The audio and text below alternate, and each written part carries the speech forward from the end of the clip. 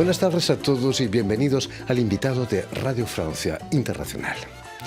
Se acaba de presentar en el Instituto de México, aquí en París, la película documental Muchachas de la realizadora mexicana Juliana Fanjul, en la que aborda la peculiar relación de las empleadas del hogar con sus patronas en el seno de familias acomodadas en la Ciudad de México. Cuando mis hijos estaban chiquitos, así los agarraba yo. Los agarraba yo así, y así. Lavaba yo su cabecita así. Así se bañan los niños, Juli. Le agarras así, le lavas la cabeza. Y así. Y luego ya lo metes, ya que le lavaste su cabecita, lo metes a la tina. Pero lo agarras así, así. Cuando son bebés. Y precisamente para hablarnos de esta película y de su trayectoria en el mundo del cine, Juliana Fanjul ha sido tan amable de venir a nuestros estudios. Buenas tardes, Juliana. Buenas tardes, gracias Jordi por la invitación. No, es un placer recibirte aquí en los estudios de Radio Francia Internacional. Permíteme que explique a nuestros oyentes que has nacido en 1981 en el Reino Unido, pero que has crecido en México, donde vas a estudiar comunicación social en la Universidad Iberoamericana. ¿Te interesaba el cine como arma, con un fuerte contenido social, quizás?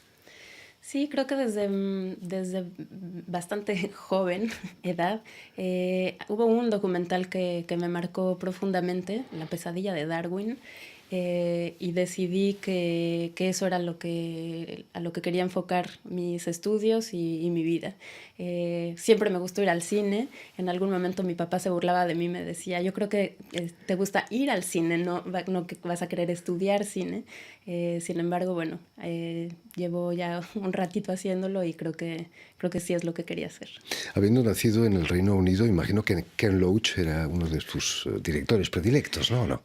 No, absurdamente fue como un accidente, digamos, de la vida. Mis padres estaban estudiando en Inglaterra, estaban becados, pero yo regresé a México cuando tenía 1 año, entonces no hay ni siquiera un recuerdo en mi memoria de mi vida inglesa, aunque por supuesto que hay referentes en los directores que admiro ingleses. Ken Loach, por ejemplo. Sin duda, sin duda. Vas a hacer una tesis que es un pequeño documental de ficción, un cortometraje de ficción que gana el primer premio del Festival de Riviera Maya Underground en México. Como decimos, es llegar y besar el santo, ¿no? ¿Te esperabas ese premio ya de entrada? No me esperaba absolutamente nada. Fue un primer intento hacia la ficción, en donde muy rápidamente me di cuenta que me interesaba más el trabajo con la gente real, digamos, no con los actores profesionales, y que buscaría un mensaje político como mucho más cercano a las voces de los propios protagonistas del cine. Sin embargo, fue un ejercicio interesantísimo porque todavía lo hicimos en película, en 16 milímetros, cosa que ya se ha perdido ahora. Entonces creo que es importante, sí, digamos, en mi experiencia, porque tocar el fílmico y tener esa experiencia del cine como lo era cuando surgió, me permitió entender el cine de una forma muy, muy particular. Ahora ya es algo que se evapora, ¿no? Ese digital que no está en ningún lado. Juliana Fanjul, vas a graduarte en el departamento de documental de la prestigiosa Escuela de San Antonio de los Baños, en Cuba. ¿Qué significó para ti esos 3 años que pasaste allí? Un parteaguas total. Creo que, de hecho, la posibilidad de hacer la película Muchachas muchos años después nace por esta experiencia en Cuba. Siento que salí de mi burbuja, de un confort en el que había crecido en un México privilegiado, de una parte de la sociedad que vivimos pues muy consentidos, y llegar a Cuba, descubrir una situación social y política totalmente distinta en este hervidero que es la Escuela de San Antonio de los Baños, que es una cosa genial, en donde conviví con estudiantes totalmente, era como un lugar, como un psiquiátrico de puros enloquecidos del cine, de 25 países, entonces fue como una cosa, un prisma así de abrir los ojos a todos los rincones del mundo. No sé, mi mejor amigo en ese momento y que se volvió el sonidista de mis películas en Cuba era un muchacho hondureño cuya madre trabajaba en una ferretería y ni siquiera sabía leer y escribir, un muchacho que de otra forma jamás hubiera podido entablar yo un diálogo con él y hubiéramos tenido una cercanía. Entonces se rompieron, qué sé yo, pues patrones absurdos de esa verticalidad en la que vivimos en México de una forma fantástica, porque era este arte, esta locura por el cine y de no dormir, y no dormimos durante 3 años y fue increíble. ¿Llegaste a cruzarte con García Márquez o con Clint Eastwood, quizás, que iba bastante por allí? Sí, con Clint Eastwood no, con García Márquez sí, con Fernando Birri, otro de los fundadores de la escuela, con personajes maravillosos que tuvieron esa idea, ese sueño de crear la escuela y que todavía perdura ese sueño en las generaciones de egresados y de los muchachos que están ahí. Vuelvo el año que entra, en unos meses regreso a la escuela, me ofrecieron un trabajo para coordinar el departamento documental de la escuela, así que voy a volver. Felicidades, bravo. Un ratito más a Cuba. Ahí en esa escuela vas a dirigir Si seguimos vivos, un documental que rodaste en un asilo de ancianos, ahí en La Habana. Es un tema muy delicado, ¿no? Estar a 2 pasos de la muerte. ¿Cómo reaccionaron las internas de ese asilo? Sí, es un documental en el que yo perdí a mis padres cuando ellos eran muy jóvenes. De hecho, mi madre falleció en un accidente de coche cuando yo vivía en Cuba y por supuesto fue algo que me marcó. Y siempre me quedó como ese fantasma de cómo hubieran sido ellos si hubieran llegado a la vejez, porque murieron de 49 y de 55 años, eran muy jóvenes. Entonces la búsqueda empezó por ahí, a intentar acercarme a sus cuerpos, a las arrugas, a lo que queda, ¿no? A lo que queda palpable de esa vida tan larga. Y bueno, La Habana es un lugar espectacular porque los cubanos en general son muy longevos y encontré este sanatorio en donde habían más de 250 personas separados entre hombres y mujeres, y finalmente me fui concentrando y tratando de reducir a los personajes en solamente mujeres mayores de 90 años, entre 90 y 110 años. Y bueno, fue un viaje, estuve prácticamente viviendo ahí durante 3 meses, confrontada, así, pues falleció. La película abre con la escena de una mujer que murió en el asilo, y un poco la experiencia que surgió, o que resuena todavía en mí después de esos meses, es que ese lugar se parecía mucho como a un jardín de niños, ¿no? Lo que le escuchaba yo decir a estas mujeres que ya habían perdido su mente era muy similar a lo que puede decir un niño. Llamaban a su mamá, llamaban a su abuela, preguntaban quién les iba a dar de cenar, estaban completamente perdidas ahí. Entonces, claro, un espejo muy duro de nuestras sociedades, de cómo esos viejos de repente terminan ahí, alejados por completo de sus familias, y pues de lo que si seguimos vivos, esa es mi tesis, nos va a terminar por suceder. Es una especie de vuelta a la infancia, ¿no? Es en cierto modo consolador, ¿no? Saber eso, que uno se va a fundir quizás en ese infantilismo, ¿no? Sí, lo que yo me di cuenta es que no sufrían, que el que sufre es el que está consciente, y sin duda había algunas internas que tenían familiares que las venían a visitar, y siento que para ellos era muchísimo más duro finalmente. Juliana, desde el 2011 vives en Suiza, donde has realizado un máster en cine en Lausana y Ginebra. Esas 2 ciudades, Lausana y Ginebra, son muy diferentes de Ciudad de México, ¿no? Sí, bueno, es el agua y el aceite. O quizás no tanto, ¿no? Las montañas están cerca también, como... Sí, creo que sí, que en el cotidiano que se vive en uno y en otro sitio, en todo caso para mí es muy distinto, simplemente por el tamaño, ¿no? Vivo en Ginebra, 350,000 habitantes, yo creo que ni en el barrio en el que yo vivía en México hay tan poca gente, pero a pesar de que extraño todos los días muchísimas cosas de México, he encontrado una calidad de vida que creo que extrañaba. La inseguridad, el tráfico, en fin, las cosas que vivimos desde hace algunos años en México nos han llevado a muchos a escapar. Volviendo a Muchachas, la película que presentabas esta semana aquí en el Instituto de México, ¿cómo nace la idea de dedicar un documental a las muchachas que trabajan en hogares acomodados en México? Pues seguramente no la pude haber hecho si no me hubiera ido a vivir al extranjero. Al estar sin ellas uno se da cuenta del valor que tenían en algo tan simple y tan absurdo como es el aseo de la casa cotidiano, que de repente uno lo tiene que hacer, pues sí.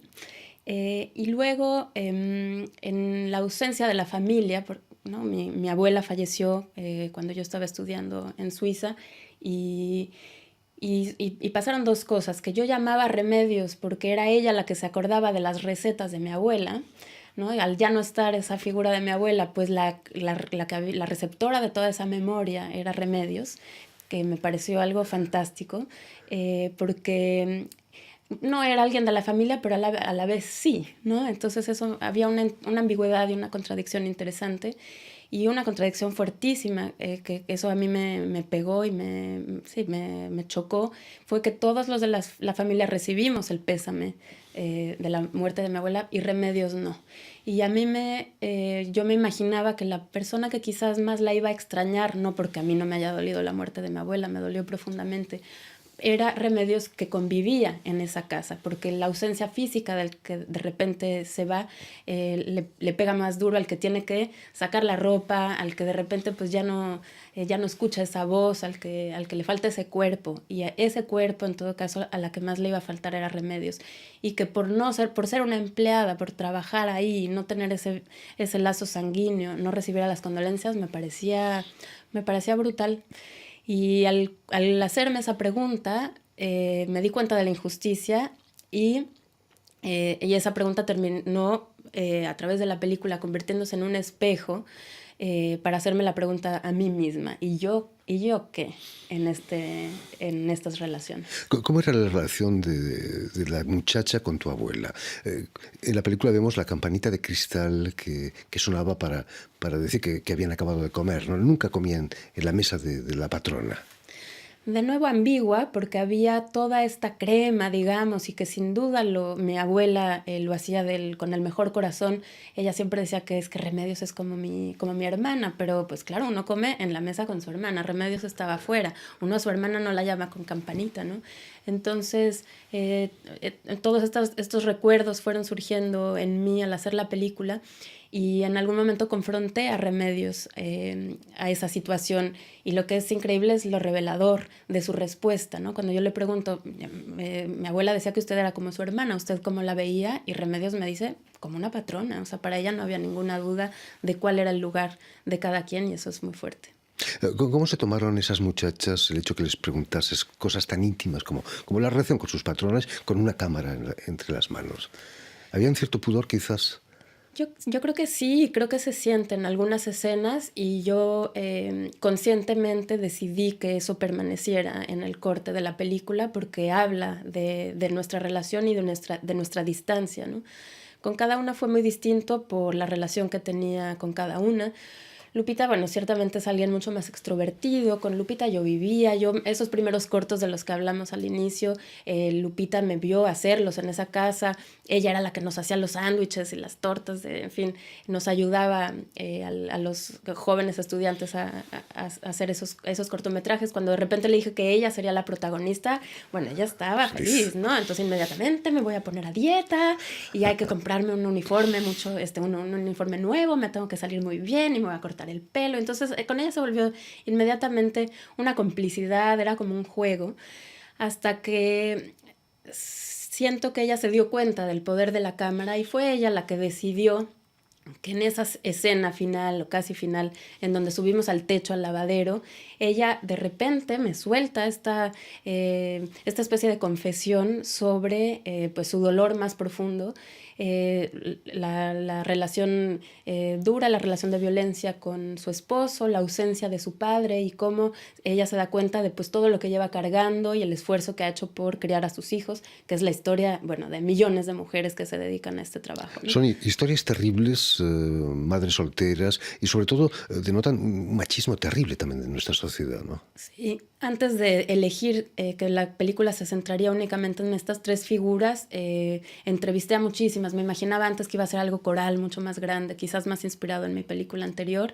Y lo que fue muy notorio es que no había una sola historia que no tuviera alguna gota de violencia, siempre ligada a una figura masculina.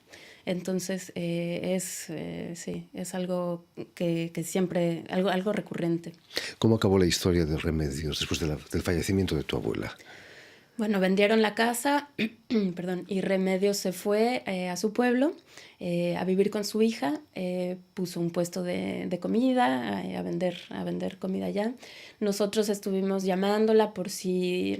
a mí me inquietaba y a mi tía también que no se sintiera bien y que quisiera regresar, porque otra de las contradicciones es que en este trabajo bastante esclavizante, muchas de estas mujeres encuentran una independencia y cierta libertad.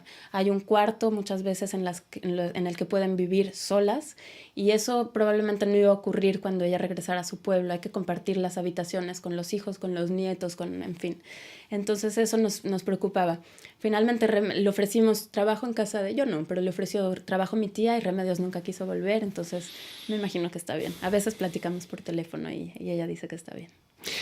Juliana, Muchachas ganó aquí en París precisamente el primer premio de documental en el Festival de Cine de Derechos Humanos y finalmente se estrenó en México el año pasado, ¿no? Sí. Fue un premio que nos llenó de emoción porque, claro, es un festival con mucho prestigio. Bueno, ganar en París, que es una ciudad de cinéfilos y críticos, que eso es conocido. Pero además fue un premio precioso porque lo daban los presos de una institución. Fleury Mérogis, a la exactamente. cárcel. Y entonces, bueno, que ellos lo otorgaran, bueno, para mí pues decía muchas cosas, ¿no? Entonces, en ese sentido, un orgullo tremendo. Y sí, logramos exhibir la película en salas después de darle la vuelta a través de varios festivales, como suele ocurrir con este tipo de documentales. Y lo hicimos en salas independientes en México. Me di cuenta que el público de esta película no estaba en los grandes cines mexicanos en donde iba a competir con Transformers y yo que sé, Hollywood y tal, pero que había que encontrar el público a través de las salas independientes. Hicimos un lindo recorrido por 40 salas independientes en todo el país y pues siempre los comentarios que llegan de vuelta son muy gratificantes. Me decías que ahora se podrá ver en Facebook fácilmente la película. En una página de Vimeo, sí, a través de esto que llaman Video on Demand, quiere decir que a través de PayPal se puede pagar nada, no sé si está como en $1 o algo así, poderla bajar, pero en el Facebook que tenemos de la película, Muchachas Doc, o sea, solo el DOC de documental, Muchachas Doc, está ahí toda la información para poder entrar en línea y poderlo ver. ¿Es cierto que estás ya preparando un nuevo largometraje, Juliana? Sí, de hecho es lo que me tiene en París, porque mi editora, que es la misma editora de Muchachas, Yael Vitón, una mujer fantástica, es con quien estoy trabajando para esta nueva película. Entonces por eso estoy aquí, que se centra, es un ensayo, yo creo, sobre la situación de México en estos últimos tiempos, en donde pues hemos caído en una situación de infierno, siento yo. Veo a México, sí, desde la distancia, pero también yendo muy seguido y pasando largas temporadas allá. Pues esta situación en donde no se acepta que México está en guerra, pero los números y la violencia extrema que vemos en la prensa, en todo caso, es la de un país en guerra. Entonces es un ensayo a través de, digamos, un viaje de 3 años con una periodista fantástica, seguramente la periodista más conocida de México, Carmen Aristegui, que fue censurada de su programa de radio hace 3 años tras revelar un escándalo sobre el presidente Enrique Peña Nieto. Entonces yo estuve siguiendo a Carmen o al lado de Carmen desde ese momento hasta las últimas elecciones en donde Peña Nieto, bueno, finalmente se fue y vamos a ver qué le pasa a México con este nuevo presidente. Ayer protestaba la Constitución, ¿no? El nuevo presidente. Sí, bueno, acaba de tomar posesión, hay un hervidero de relaciones, de sensaciones y de opiniones, hay mucha incertidumbre y a la vez yo siento que mucha esperanza en el sentido de que necesitamos cambiar, necesitamos por completo tomar otro rumbo del que hemos estado tomando estos últimos años. En fin, estamos impacientes, Juliana Fanjul, para ver tu nueva película. Muchísimas gracias por haber estado aquí con nosotros. Muchas gracias. Permíteme también que dé las gracias a Julien Leng y a Thibaut Baudiel, quien han estado detrás de los cristales a cargo de la realización del programa, y enviar un saludo muy especial a nuestros telespectadores, porque también los tenemos, que nos siguen en toda América Latina gracias a una cadena de televisión uruguaya que se llama Canal U de Montevideo. Y a ustedes muchísimas gracias por su atención y les damos cita para una nueva edición de El Invitado de Radio Francia Internacional.